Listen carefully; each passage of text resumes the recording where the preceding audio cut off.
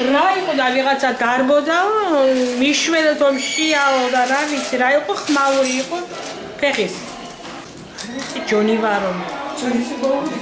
რა ვიცი, ალბათ ჯონის სული იქნებოდა. ყველას ეშინოდა, რა თქმა უნდა, ყველა დარბოდა.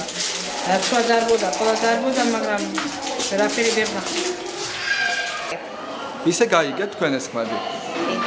რა ხმები იყო რასამ? თუ გაიგეთ როგორ არის ქაბატონო?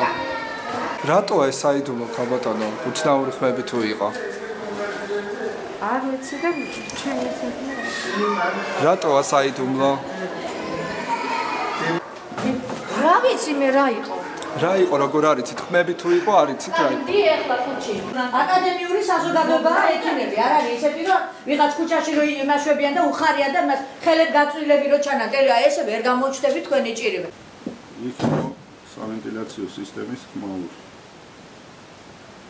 ის სხვადასხვა კალიბრის ფილტრები და სატომბი დაადგარები აკადემია, რომელიც იწვევს ხმაურს და ის ხმები იყო იქნეთი სხვა არავით არის რაღაც უხილავი ძალები იქ არის.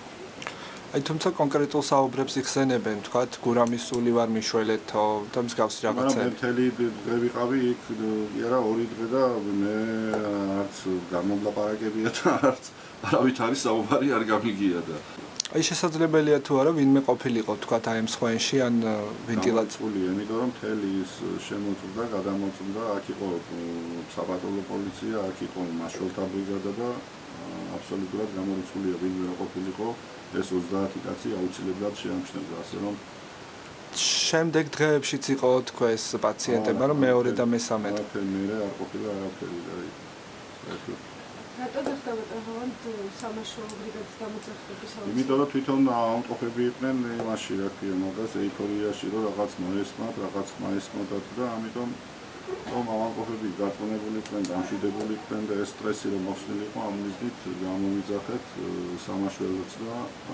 საპატრულო პოლიციაც. აი რამდენიმე პაციენტი წავიდა საავადმყოფოდან რამდენადაც ჩვენ გავიქეთ ბავშვთა.